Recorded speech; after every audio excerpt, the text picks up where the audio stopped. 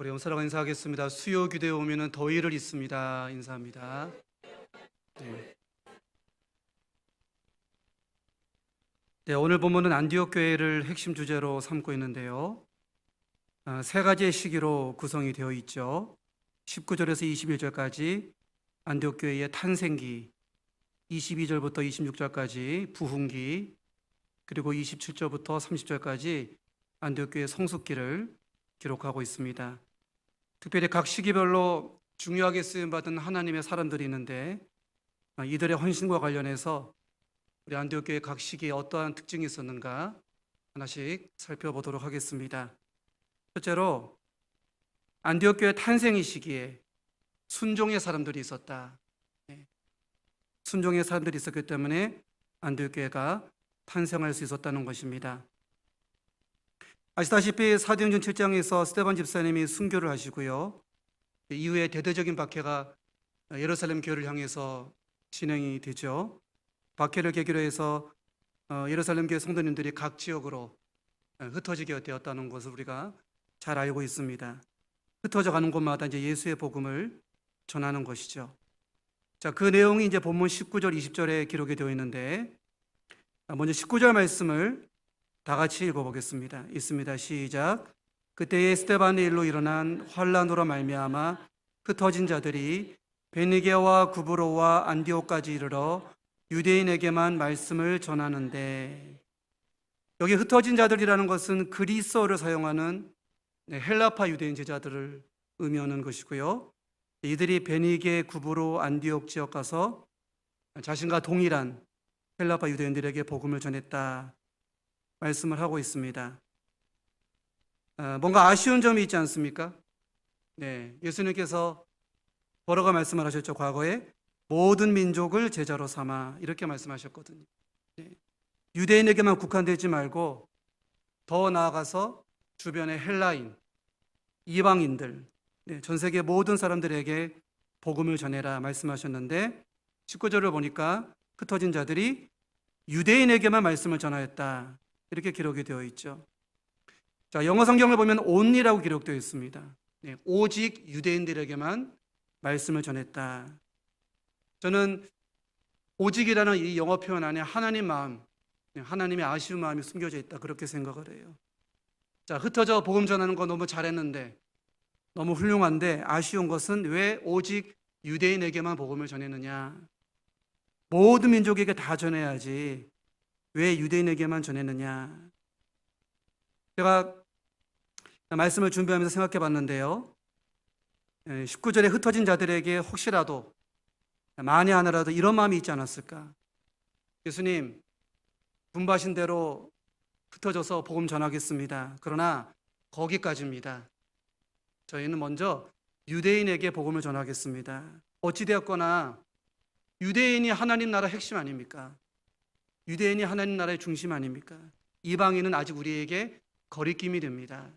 저희는 아직 유대인에게 먼저 복음을 전하겠습니다. 혹시 이런 마음이 있지 않았을까? 어떻습니까? 때로 우리의 마음과 많이 비슷하죠. 예수님, 예배 잘 드리겠습니다. 주일 오전에 예배 잘 드리겠습니다. 그러나 거기까지입니다. 오후 예배, 수요 기도회, 새벽 기도회, 금요 기도회는 죄송한데 참석하지 않겠습니다. 제게 거리낌이 됩니다. 이런 경우도 있죠. 예수님 예배당에 와서 성도님들과 화평하게 잘 지내겠습니다. 화평을 하셨으니까 화평하게 두루두루 잘 지내겠습니다. 그러나 저와 가까운 사람들, 잘 통하는 사람하고만 가까이 지내겠습니다. 거기까지입니다. 그 위의 사람들하고는 제가 가까이 지낼 수가 없습니다. 하나 더 예를 들자면, 하나님 그리스도인답게 살라 그랬으니까 예배당 안에서 그리스도인답게 살겠습니다. 또는 가정 안에서 그리스도인답게 살겠습니다. 그러나 거기까지입니다. 세상에 나아가서 저한테 그리스도인답게 살라고 말씀하지 마십시오. 저는 세상에서는 그리스도인답게 살 수 없습니다. 오직 예배당 안에서만, 가정 안에서만 그리스도인답게 살 것입니다. 자, 말인즉슨 우리 본문 19절에 흩어진 자들이나 우리들이나 순종을 하긴 하는데 진실된 순종이 아니라 다소 편식적인 순종, 한쪽으로 치우친 편애적인 순종을 하고 있더라는 것입니다. 예배 드리는데 주일 예배만, 화평하게 지내는데 가까운 사람하고만, 그리스도인답게 살아야 되는데 예배당 안에서만 우리가 죄송하지만 입맛에 맞게 순종을 취사 선택하는 것은 아닌가, 그런 생각을 해봤습니다. 자, 이런 의미에서 20절이 너무나 소중한데요. 자, 제가 읽어보겠습니다. 그 중에 구브로와 구레네 몇 사람이 안디옥에 이르러 헬라인에게도 말하여 주 예수를 전파하니. 자, 흩어진 자들 중에 구브로 구레네 출신 유대인들이 있었는데 이들이 안디옥에서 누구에게 복음을 전합니까? 헬라인에게도 말하여 주 예수를 전파하니. 네, 진실된 순종이죠. 자, 흩어진 자들 중에 누군가는 진실된 순종에 반응해서 헬라인에게, 예수님 말씀 그대로 유대를 넘어서 헬라인에게 복음을 전했다라고 하는 것입니다. 저는 저 여러분이 19절처럼 자기 입맛에 따르는 그런 순종이 아니라 20절처럼 헬라인에게도 말하여 주 예수를 전파하니 예수님께 진실된 순종을 드릴 수 있기를 진심으로 소망합니다. 이 시간 우리 자신을 한번 돌아보기 원하는데요. 우리가 예수님 말씀에 순종함에 있어서 오직이라는 말을 혹시 주장하지 않는가? 예수님 순종하긴 하겠는데 오직 이것만 순종하겠습니다. 오직 그것만 순종하겠습니다. 오직 요것만 순종하겠습니다. 다른 것은 저에게 기대하지 마십시오. 혹시 그런 마음이 있지 않나? 우리 자신을 돌아보기 원합니다. 일전에 우스갯소리 하나를 들은 적이 있는데 어떤 청년자매 하나가 배우자감을 놓고 기도했다는 것이죠. 하나님 저한테 배우자 주시기를, 돈 많은 배우자, 잘생긴 배우자, 또 학벌 좋은 배우자 만나게 도와주시옵소서. 밤낮으로 간절히 기도하는데 하나님이 듣다 못해가지고 야, 넌 왜 이렇게 너 자신만을 위해서 기도하냐? 다른 사람을 위해서 기도해라. 그랬다는 것이죠. 그래서 자매님이 그 다음날 기도를 바꿨는데 하나님, 저희 아버지 어머니를 축복하셔서 돈 많은 사이, 잘생긴 사이, 학벌 좋은 사이 만나게 해 주시옵소서. 저를 위해 기도하지 않습니다. 우리 부모님을 위해서 기도합니다.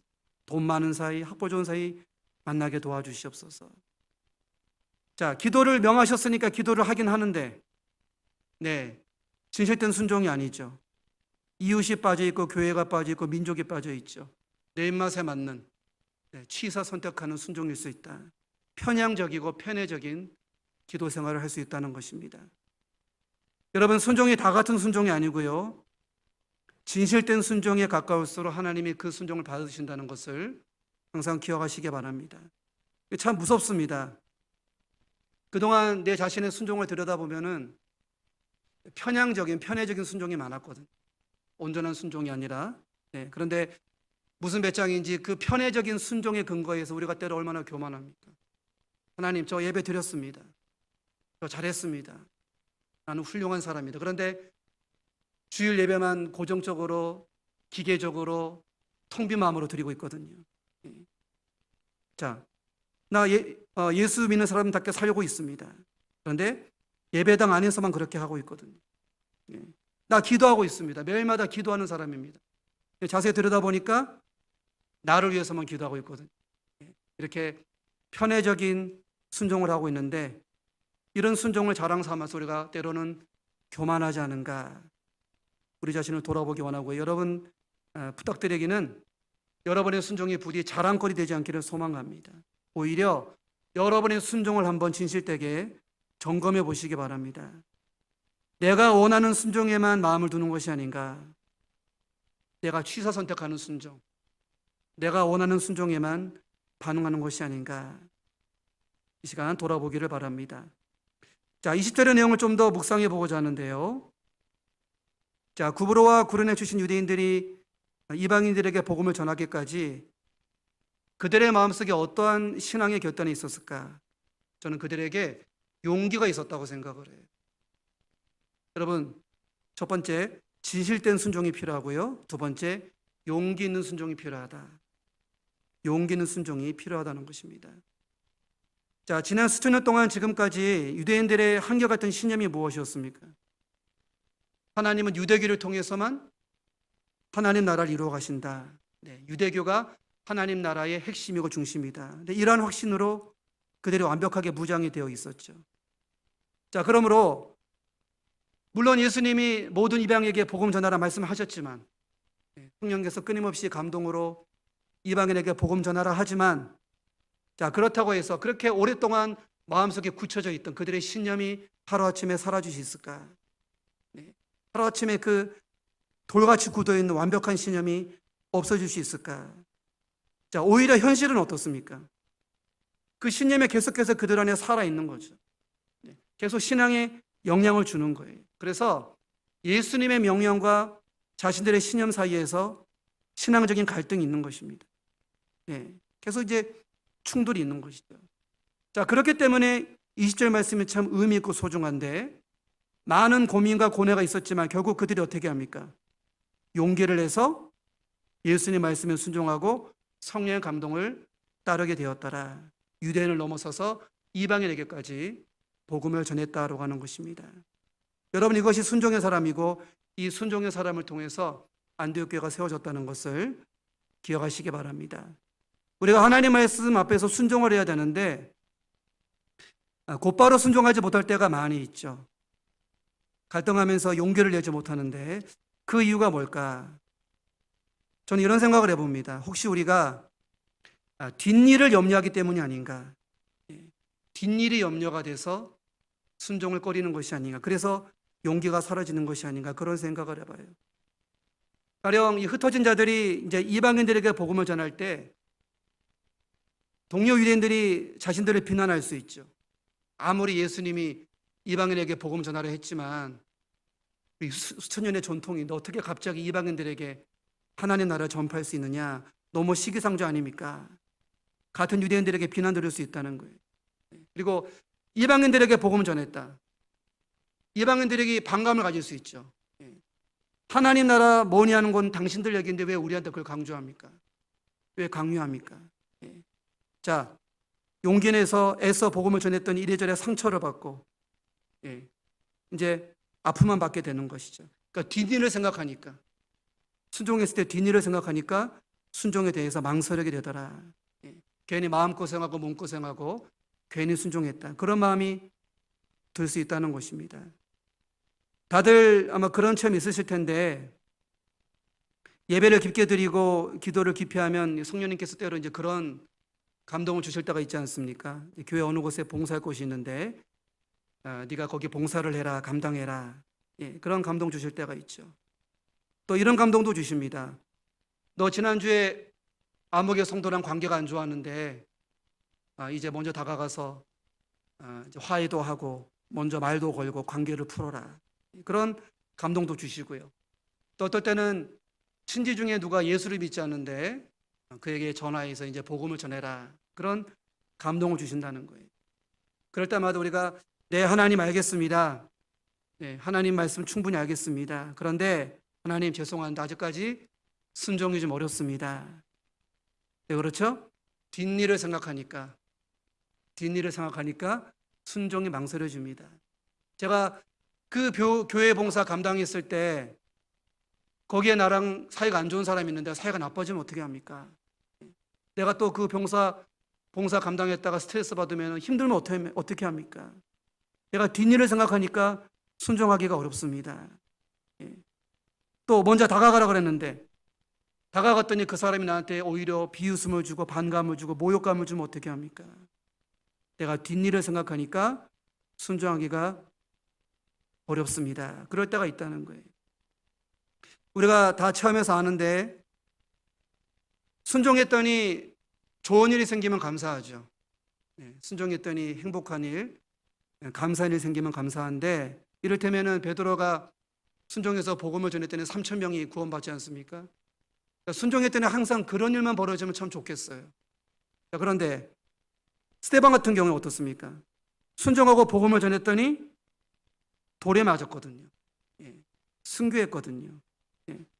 여러분, 복음 전할 때 3,000명만 보장해 주신다면 왜 순종 못하겠어요? 순종한 다음에 무조건 좋은 일만 생기면 왜 순종 못하겠습니까? 순종했더니 돌에 맞을 수 있거든요. 뒷일이 걱정이 되는 거예요. 뒷일 생각하니까 용기가 안 나는 것입니다. 그래서 우리가 순종을 꺼릴 때가 많이 있다는 것입니다. 자, 그러면 우리가 항상 이 뒷일 걱정하느라고, 항상 뒷일 걱정하느라고 우리가 순종을 미뤄야 되겠는가? 우리 스데반 이야기가 나온 김에 사도행전 7장 55절 56절 다 같이 읽어보겠습니다. 있습니다. 시작. 스데반이 성령 충만하여 하늘을 우러러 주목하여 하나님의 영광과 및 예수께서 하나님 우편에 서신 것을 보고 말하되 보라 하늘이 열리고 인자가 하나님 우편에 서신 것을 보노라 한데. 스데반이 순교 직전에 처음 했던 영광의 사건인데, 자, 말씀드리고 싶은 것은 이것입니다.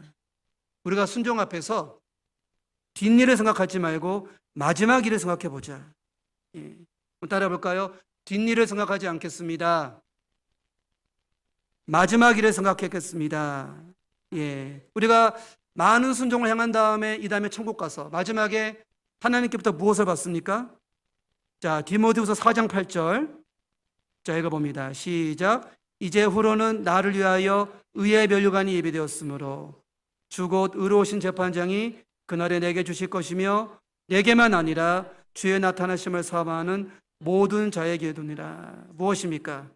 마지막 날 천국에서 우리의 순종에 대해 하나님께서 의의 면류관을 주신다.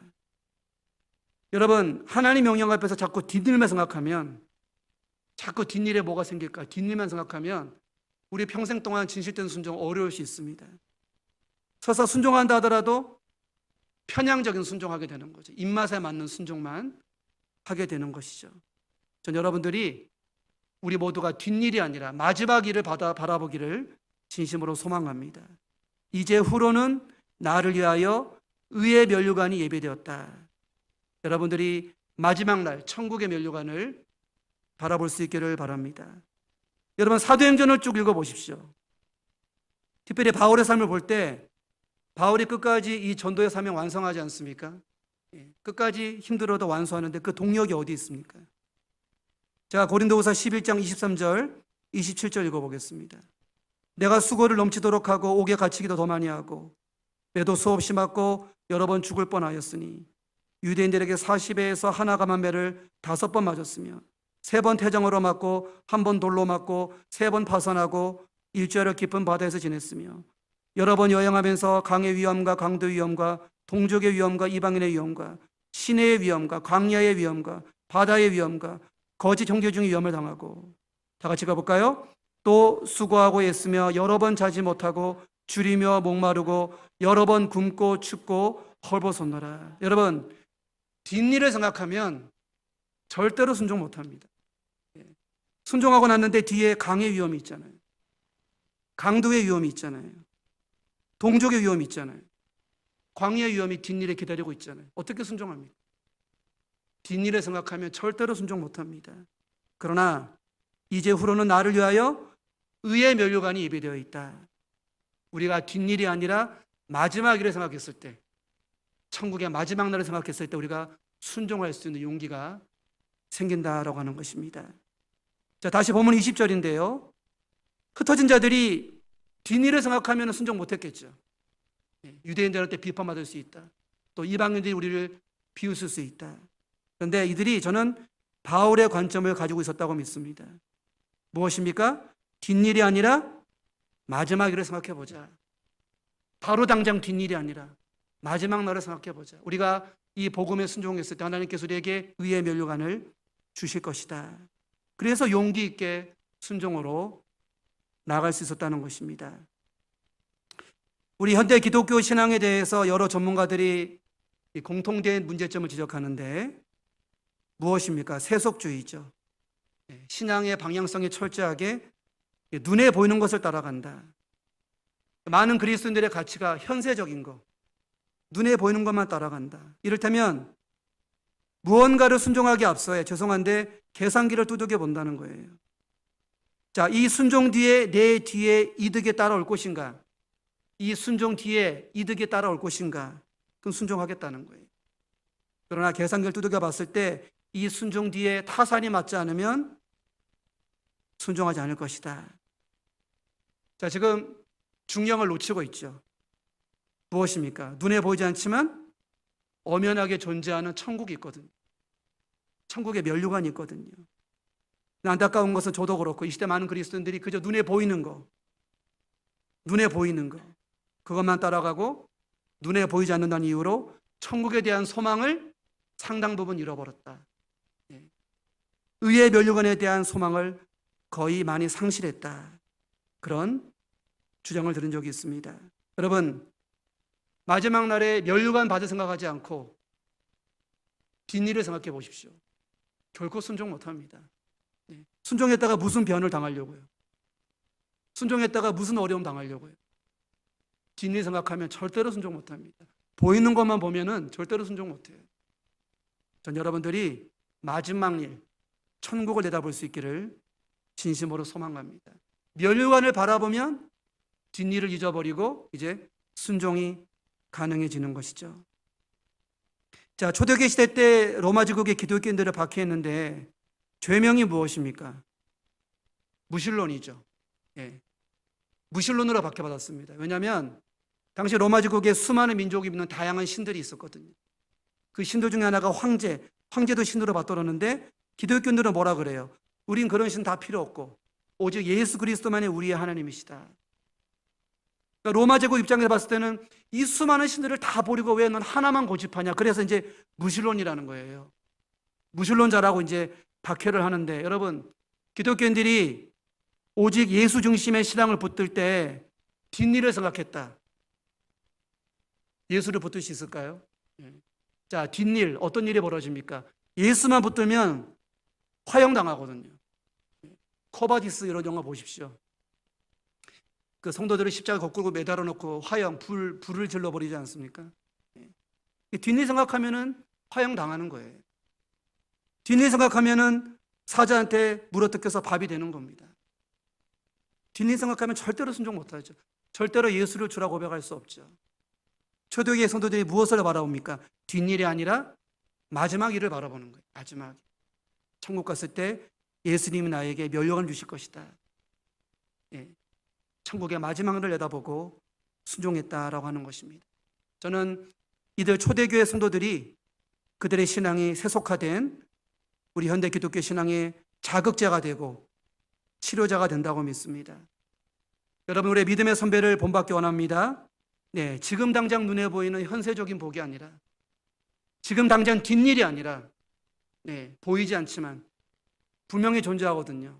영원한 천국을 바라보고 천국에서 받을 상급을 바라보고 우리가 오늘 또 용기 내어 순종에 다가갈 수 있기를 진심으로 소망합니다.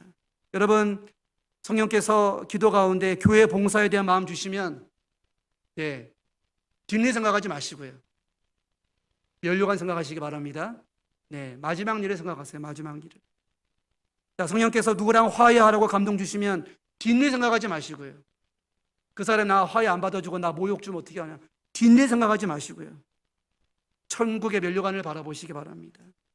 여러분, 안 믿는 친지한테 복음 전할 때 내가 전화했는데 예수 안 믿겠다고 그러고 핀잔 주면 어떻게 합니까? 뒷일 보지 마시고요. 천국의 면류관 바라보시기 바랍니다. 그럴 때 우리에게 용기, 순종의 용기가 생긴다라고 하는 것입니다. 자, 이어서 두 번째인데 안디옥 교회의 부흥의 시기이죠. 이 부흥의 시기에 어떤 사람들이 있었는가 따라해 보겠습니다. 비전의 사람들이 있었습니다. 이 비전의 사람들로 인해서 안디옥 교회 영적 부흥이 가능했다는 것이죠.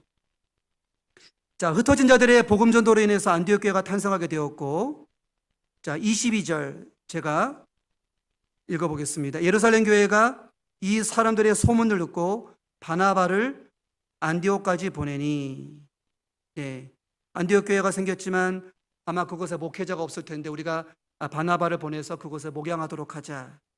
예루살렘 교회가 결정을 하고요. 그래서 어떻게 합니까? 22절, 23절이죠.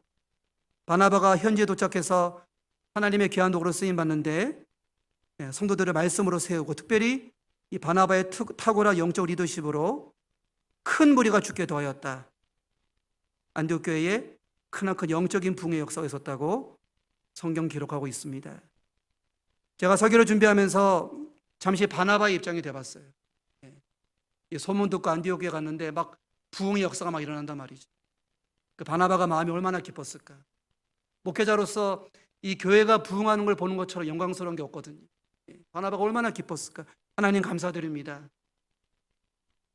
우리 성도들이 순종해서 안디옥 땅에 복음을 전했더니 정말 하나님께서 역사해 주셔가지고 이만큼 풍요로운 복음의 열매를 거두었습니다.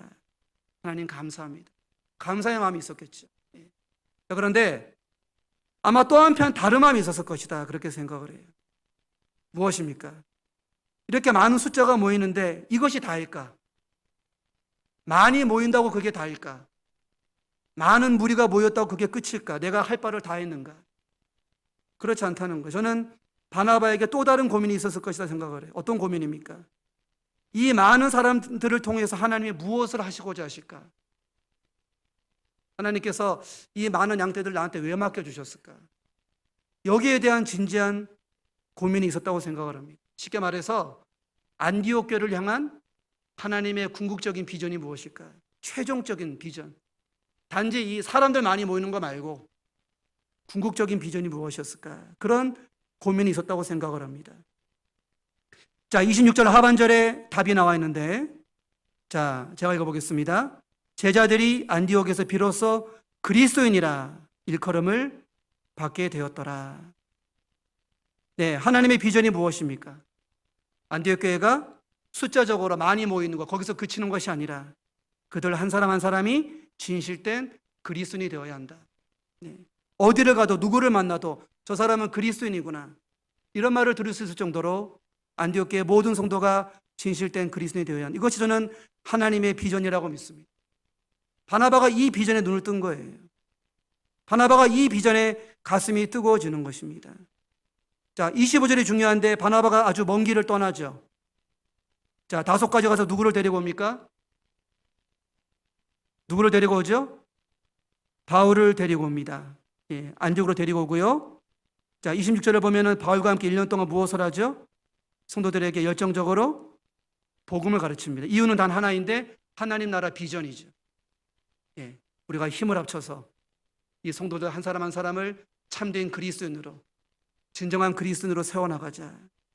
그것이 하나님의 비전이다. 바울과 바나바가 비전의 사람이 되어서 안디옥 교회를 아름답게 세워갔다라고 하는 것입니다. 우리 한국교회에서 존경받는 목회자와 성도님이 참 많이 계시는데, 그 중에 한 분이 우리 사랑의 교회를 담임하셨던 옥하는 목사님이시죠. 예, 공감하시리라 생각을 합니다. 이 과거 신대원 시절 때 옥하는 목사님 쓰신 책을 한 권 읽은 적이 있는데 이런 내용이었습니다. 사랑의 교회를 개척할 당시에 옥 목사님에게 문제의식이 하나 있었다는 것이죠. 뭐냐면 한국교회가 다들 이 교회 성장에만 목을 메고 있는데, 그래서 이 많은 사람들이 교회 안에 들어오고 있는데 아쉽게도 참 그리스도인이 없는 것 같다. 예. 당시 옥하는 목사님의 시각에 그랬다는 거예요. 한국교회가 외형적인 부피는 늘어났는데 한 사람 한 사람을 들여다보니까 과연 참된 그리스도인인가? 그렇지 않을 수 있겠더라. 그런 위기의식을 가지고 1978년에 옥하는 목사님은 사랑의 교회를 개척했다는 내용을 본 적이 있습니다. 적잖은 전문가들이 그런 얘기를 하죠. 의견 중에 하나이긴 합니다. 사랑의 교회 이전까지는 성장하는 교회가 대세였는데 사랑의 교회 이후에 건강한 교회가 등장했다. 건강한 교회가 새로운 교회 트렌드가 되었다. 성장하자 이게 아니라 우리 교회를 건강하게 세우자. 건강한 교회에 대한 패러다임이 한국 교회에 생겨나게 됐다. 그런 의견을 들은 적이 있습니다. 여러분, 하나님의 비전입니다. 바울과 바나바의 비전이죠. 근래 들어 옥하는 목사님의 비전이기도 합니다. 숫자만 많이 모이는 게 아니라, 많은 수가 모인다 그래서 다가 아니라 그들 한 사람 한 사람이 참된 그리스도인으로, 진실된 그리스도로 세워져야 한다는 것을 여러분 기억하시기 바랍니다. 우리 성도교회 안에 담임 목사님, 부목사님, 전도사님, 교육전도사님 계시는데 우리 교육자들 모두가 비전의 사람이다. 저는 그렇게 믿습니다. 장년부를 맡고 교육부를 맡으면서 우리 교육자분들의 바람이 무엇이겠습니까? 먼저는 우리 많은 성도님들이 교회에 오셔야겠죠. 그게 다가 아니고요. 여러분들 한 사람 한 사람을 참된 그리스도인으로, 진실된 그리스도를 세우는 것, 그것이 담임 목사님이야 모든 교육자들의 꿈이고 소망인 줄 믿습니다. 여러분들 여기에 지지해 주시고 기도해 주시기 바랍니다. 이런 내용을 한번 읽은 적이 있어요. 어느 책에서. 좋은 목회자가 좋은 성도를 만드는 건 당연하고 때로는 좋은 성도가 좋은 목회자를 만든다. 이런 내용을 본 적이 있습니다. 무슨 얘기냐면 목회자가 아무리 노력해도 내가 좋은 그리스도인 만들어 노력해도 성도들 스스로가 내 꿈은 좋은 그리스도인 되는 거야. 내 꿈은 성숙한 그리스도인 되는 거야. 이 바람이 없다면 힘들 수 있다는 것이죠. 무슨 말입니까? 성도님들이 교역자와 한 마음이 되어야 한다. 성도님들에게 이런 마음이 있어야 한다는 거예요. 내 신앙의 목적은 무엇보다 좋은 그리스도인 되는 것이다.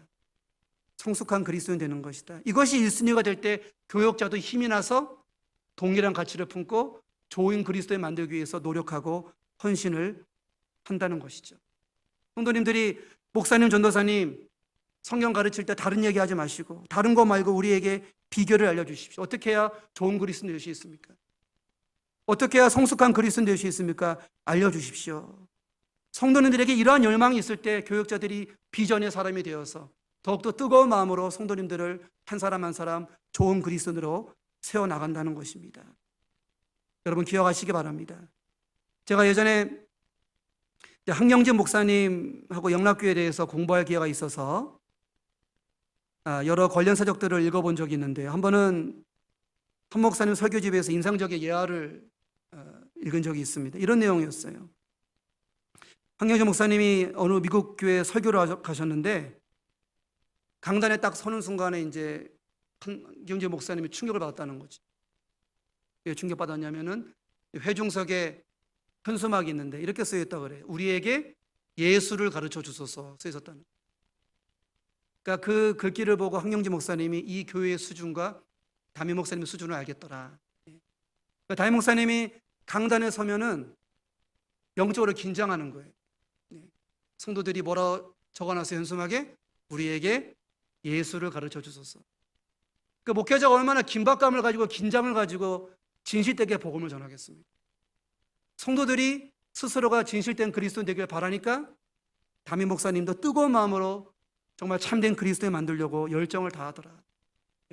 여러분 뒤에 현수막 붙여놨는데 우리에게 재미있는 얘기를 들려주소서. 우리에게 감동적인 얘기를 해주소서. 우리에게 성공 비법을 알려주소서. 이런 얘기를 적어놨다고 생각을 해보십시오. 목사님은 정말 좋은 그리스도인 만들고 싶은데 성도님들은 나와 좀 다른 생각인가 보다. 힘이 빠질 수 있죠. 맥이 빠질 수 있습니다. 저는 우리 성도교회가 담임 목사님과 교역자 모든 성도들이 한 가지 비전으로 뭉치길 바라는데 한번 따라해 보겠습니다. 나는 좋은 그리스도인 되는 것이 꿈입니다. 성숙한 그리스도인 되는 것이 꿈입니다. 이 비전을 품을 때 우리 교회가 든든하게 더욱더 세워져 갈 줄로 믿습니다. 우리 교역자들 만나면 요즘 여름 사역 얘기 많이 하는데 8월 달에 여름 행사 있지 않습니까? 우리 교역자분들, 교사분들, 우리 아이들을 위해서 무엇으로 준비해야 되겠습니까? 우리 아이들 재밌는 시간 만들어줘야죠. 감동적인 시간 만들어줘야 되는데 자, 교회의 1차적인 사명이 있죠. 우리 아이들을 이전보다 더 좋은 그리스도인으로 더 성숙한 그리스도인을 만들어야지. 이런 꿈과 비전을 가지고 여러분들이 여름 사역에 임할 수 있기를 진심으로 소망합니다. 자, 끝으로 세 번째인데 짧게 한 번 더 살펴보겠습니다. 안디옥 교회 성수기 시기인데 이 성수기 시기에 어떤 사람들이 있었는가? 보은의 사람들이 있었다는 것이죠. 보은의 사람들, 은혜를 갚는다. 보은의 사람들. 자, 오늘 본문 당시 로마 제국 황제 이름이 이제 클라우디우스였는데 28절에서는 클라우디오라고 기록이 되어 있습니다. 이 사람의 통치 기간 중에 이제 제국 전반에 큰 기근이 있었고요. 국지적인 기근도 있었는데 그 중에 하나가 유대 땅이었다는 것이죠. 유대 땅에 예루살렘 교회가 있는 것입니다.